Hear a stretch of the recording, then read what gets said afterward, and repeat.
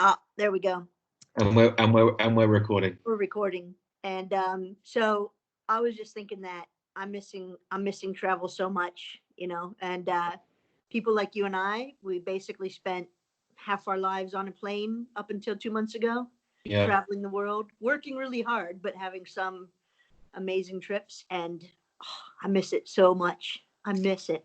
I miss the travel, 100%. meeting new people, all those experiences. I miss the look of disdain that you get from a check-in person when you try to subtly ask if the flight's full. In other words, wink, wink, nudge, nudge. Could I have an upgrade? And that sort of that look as if to say, sir, you're in seat 43C, and that's not going to change. Next to the toilet. Next to the Yeah, toilet. yeah, yeah. Next to the family of five. Yeah, I miss those families of five. I, Yeah, yeah. man. Um, And I'm a big guy, I miss the trolley hanging into my right shoulder. for, I miss that. Just on that's those 11-hour flights. yeah, yeah. Yeah. Thank God for the cabin crew and liquor. Mm, Yeah. But yeah. what I was thinking was, while we're in lockdown, why not just reminisce a bit about all those places? Because you and I think more than anyone, have traveled to the most places together, more than my partner and I. Yeah. Well, And it's funny. I when I was at the local government association, I did a lot of travel with one of my political bosses, and we went to a number of places across Africa and South Asia and East Asia and the Caribbean. And I remember we were having dinner once. I think it was in Rabat in Morocco, and we were sitting at this really lovely restaurant. It was a warm night, warm breeze, and it was such a lovely restaurant. It was a bit awkward because it was obviously very romantic. And I just remember him breaking the silence by eventually saying, "Ivor, I've had more al fresco dinners with you than I have with my wife, and I just think there's something really wrong with this." And yeah, yeah. that just a moment in my professional friendship with him Uh, that was, it was just between him and I, and now it's between you and I.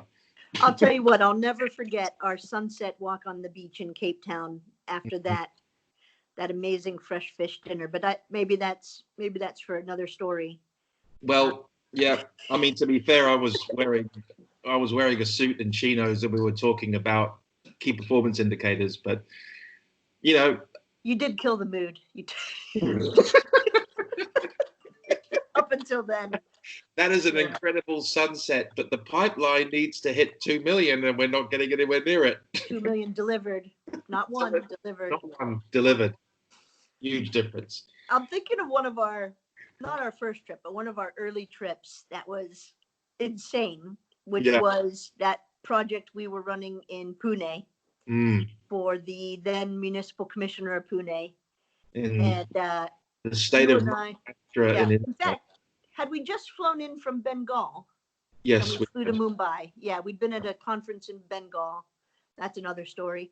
Mm, Flew into Mumbai. We were exhausted, yeah. hungry, starving. Could, A, couldn't find the driver. I think you might have been losing your shit just a little bit, man. a little If bit. I remember correctly. I made a few phone calls, and I think they could have been described as being assertive. Yeah, Um, yeah, because he just needed to come to the departures area. He didn't need to yeah. sit under a Gate. tree We were at 20 gate D. minutes away. I don't know how many times you said, but we're at gate D. Gate, We're right here at gate. gate Yeah, D. yeah. Yeah. So he found gate. Or no, he didn't find gate D. We left gate D, We and I went think and found him. Yeah, gate D. Yeah, you're yeah. right. He didn't And, find us. We found him I think you looked after all the luggage while I went and bought some Pringles and some Snickers bars. because we were afraid to eat the food in the airport, but we were starving. But it Yeah, was just some like street food vendors, so we didn't want to buy the food. yeah. So we just played it safe, and then So we, some bottled water, and then it was about a 97 and a half hour drive to Pune, wasn't it? it was during monsoon season. Mm, Yeah, he had put our suitcases on the roof of the car and a luggage rack on the roof that's right. during monsoon Monsoon. season. Yeah, it was. Yeah, it was a. I think, yeah, we kind of had words with them after. But it was the monkeys. We saw a lot of monkeys along the way. As many monkeys as potholes, I think, on that Well, road. it seemed that way because I think that was the only our we had a bit of a language barrier with the driver, Mm. right? So we were both trying, not you and I, but us and the driver. We were both trying our best to communicate. But as we were driving along, it seemed like he wouldn't say anything for a long time, and all of a sudden he'd just shout, "Monkey!" And Yeah. monkey in the road. Okay, Yeah. whew, okay. Yep. Yep. And they were some pretty assertive looking monkeys. Don't stop the car. Do not stop the car. Yeah. And it was a 4, 5, 6, maybe 7 lane highway, depending on how people were driving. Or depending where the road was washed out. Yes. Yep. So that was Swerving around the monkeys. But wasn't that the trip where, even though we were in a monsoon in the middle of Maharashtra state in India, wasn't that the trip where I explained to you the story of the feral camels in Australia? Yeah, so that was an interesting twist because do you remember we were being driven around Pune in a Land Rover? Yeah. Couldn't see anything. We were being given a tour, but we couldn't see anything because it was a monsoon. Mm. And we were being driven down that long dirt road Yeah. because they wanted to show us an empty field Mm. where at some point they were going to build something. Something was going to be built. Yeah. And I just remember you with talking to the driver because the road was full of potholes. Mm. And he kept slowing down, but you and I understood that if you slowed down, we're going to get stuck. And so you kept shouting at him, hit the gas. So we just go. Yep. And then I told you to film it. That's right. You had the work camera. Yeah. And that's when you told us, was it your biggest regret in life? It was. And I think what triggered it was a combination of the fact that I was in a 4-wheel drive, it was a Toyota Hilux, which I associate with both Australia and New Zealand, right? A Hilux for me is like we're down under, we're south of the equator now. But then it was almost like, and I'm also going to shortly die in a massive pothole. So there was that reflective that I was starting, my life was passing before me. Yeah, all of us. That's when I just remembered, I spent 6 years of my childhood growing up in Australia. So, if my life's going to flash before me, there's going to be some eucalypts, there's going to be a few kookaburras and some galahs. And I just remembered the story of the feral camels of the outback.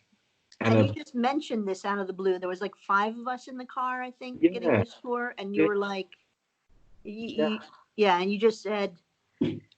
Well, what's interesting is the camels, because when the Victorian explorers or colonists, to be blunt, were opening up Australia, in other words, committing genocide, they needed infrastructure to do that, and they needed labor. And this was before the steam engine and before the motor car. So camels were the best resource for that. And they actually sourced their camels from the Indian subcontinent, from that other bit of the British Empire. And the people that came with the camels were predominantly Afghans, which was part of quote unquote Greater India at the time. And so you had a massive influx of Afghans and camels that helped build the infrastructure, i.e. the railways predominantly, of the outback of Australia. And a lot of Aussies don't realize that the GAN railway is short for Afghan. So I was explaining all of this to you, and I find it fascinating, as you can tell, because my tone of voice has changed again. It's such an interesting story. For those listening, I just want them to picture Pune, this beautiful green basin in the Maharashtra state. Yeah. 5 people in a Land Rover in the middle of a monsoon, can't see out of the windows. We're there on an innovation tour, trying to work with local officials. And here we are, and you're just waxing lyrical about feral camels in Australia. Shortly after the introduction of the motor vehicle, the numbers boomed because the camels weren't needed anymore. And there was up to 1 million feral camels in the middle of Australia, wreaking havoc on the physical and natural environment. And it's been a real problem ever since. I didn't go on to cats and dogs and foxes and rabbits, but that would have been another story. But Yeah, I yeah. just think, I thought you guys, you could have found the story a bit more interesting than you did. There was a lot of sarcasm in that vehicle, and I've never quite forgotten that. But I mean, my friend, whenever I think of Pune, India, I think of the feral camels of Australia. It's just, that's what comes to mind. Not that lush green, beautiful, jasmine smelling, just fertile land of these amazing people and these temples and this. No, I think of the feral camels of Australia. it's about joining the dots. That is some crazy shit, my friend. It's what it's all about, really.